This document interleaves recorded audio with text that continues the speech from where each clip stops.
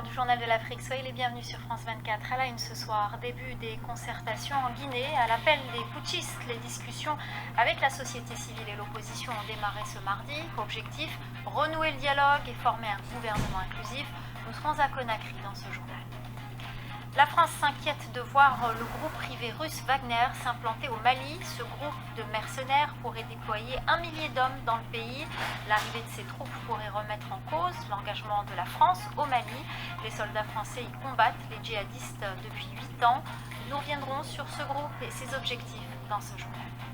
Et à la fin de cette édition, nous irons en Tanzanie à la rencontre de l'artiste Makeke, un créateur de mode qui utilise des cornes d'animaux ou des feuilles pour élaborer ses costumes.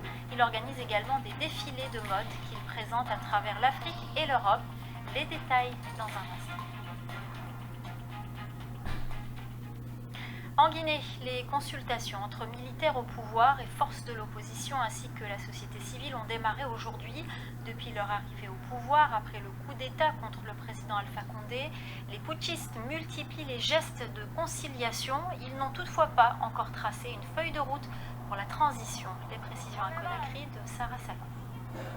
Pour cette première journée de rencontre, 3 groupes ont été reçus par le colonel Doumbouya, les politiques, les chefs coutumiers et les chefs religieux. À chaque fois, selon le même scénario, hymne national, courte allocution du colonel putschiste qui les a ensuite écoutés faire leurs remarques, leurs observations. Et puis, il a été demandé aux acteurs de travailler sur un mémorandum, une feuille de route pour accompagner la transition. Des 3 groupes reçus, c'est bien sûr celui des politiques qui a le plus attiré l'attention du public. Plusieurs dizaines de chefs de partis ont pu pénétrer dans cette salle du premier étage du Palais du Peuple et rencontrer le colonel Doumbouya. À la sortie de cette entrevue, nous avons pu échanger avec Cellou Dalein Diallo, leader de l'opposition. Écoutez ce qu'il avait à dire. Je pense que l'ensemble des partis qui ont pris la parole ont exprimé leur disponibilité. Certains ont mis en garde par rapport à certains risques de dérive, de culte de personnalité, de toute série de choses. Ils semblaient approuver et nous pensons que jusqu'à preuve du contraire, il est de bonne foi et qu'il souhaite recueillir justement les réflexions de l'ensemble des acteurs politiques.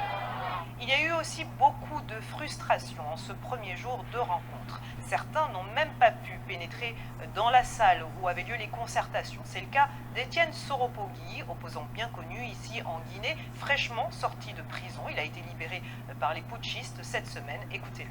Nous osons espérer que c'est une question organisationnelle qui sera rapidement corrigée, mais on ne peut pas, et ça c'est important que cela soit dit, construire tout ce qui est en train de se faire dans la précipitation, dans l'amateurisme. Ce marathon se poursuivra jusqu'à vendredi. Le colonel Mamadi Doumbouya doit notamment recevoir les miniers, les syndicats, le patronat, la société civile ou encore les diplomates. On vous a déjà parlé de Wagner, la société militaire privée russe, celle-là même qui opère en Centrafrique. Eh bien, c'est désormais le Mali qui pourrait faire appel à ses services. Comment fonctionne ce groupe de mercenaires? Quel est son objectif? Élément de réponse avec Florent Rodeau et Haxi Meyer-Belkin. Pour Amnesty International, c'est l'armée secrète de Vladimir Poutine.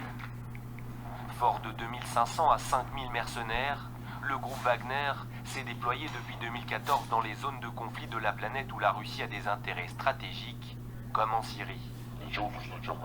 L'objectif principal de toute entreprise militaire privée, défendre les intérêts d'un gouvernement s'il ne peut pas utiliser son armée régulière. Nos objectifs, ce sont des revenus financiers et la possibilité de prendre le contrôle d'un grand marché de ressources pétrolières pour notre pays. Soutien aux séparatistes pro-russes dans le Donbass, reconquête du territoire perdu par Bachar el-Assad en Syrie, livraison d'armes et combat avec l'armée du maréchal Haftar en Libye, sécurité du président Maduro au Venezuela, formation de la garde présidentielle et de l'armée en Centrafrique, ou encore répression des manifestations anti-El-Béchir au Soudan. La liste est longue. Le groupe Wagner opère dans une dizaine de pays. En échange, il obtient dans certains d'entre eux le droit d'extraire de l'or, du gaz, du pétrole ou des diamants. Une armée privée de mercenaires, russes, mais aussi étrangers, désormais dans le viseur de l'ONU et de plusieurs ONG, Amnesty International en tête, qui l'accusent de torture, d'exécution et de viol sur des civils. Les organisations, préoccupées aussi par l'assassinat en 2018 en Centrafrique de 3 journalistes russes ayant cherché à enquêter sur les activités de cette société opaque. Interrogé sur la question, le Kremlin lui botte en touche. Selon lui, le groupe Wagner n'existe pas. Des images et des témoignages prouvent pourtant aujourd'hui le contraire. Et ce possible accord avec la société de mercenaires Wagner au Mali résonne en Centrafrique où les Russes se battent depuis décembre dernier aux côtés de l'armée nationale contre les groupes armés. Une présence qui a beaucoup fait parler d'elle ces derniers mois puisque les Wagner sont régulièrement accusés d'exactions, comme nous l'explique notre correspondant.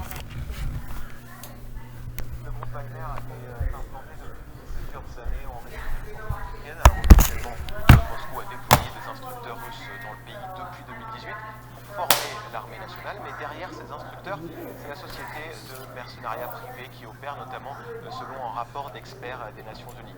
Alors depuis la crise électorale en décembre 2020, puis l'attaque des rebelles sur Bangui, l'État centrafricain a reçu de nombreux renforts de